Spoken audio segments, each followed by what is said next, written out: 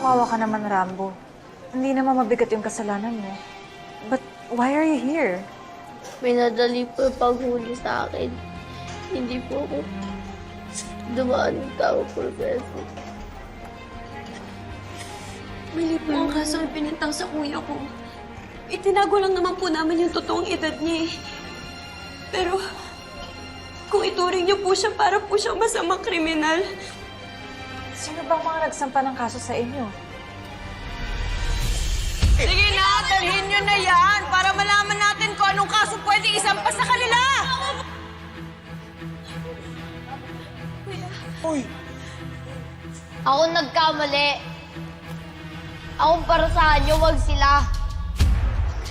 Si Cap Jerry Peralta at si Governor Esmeralda Vergara.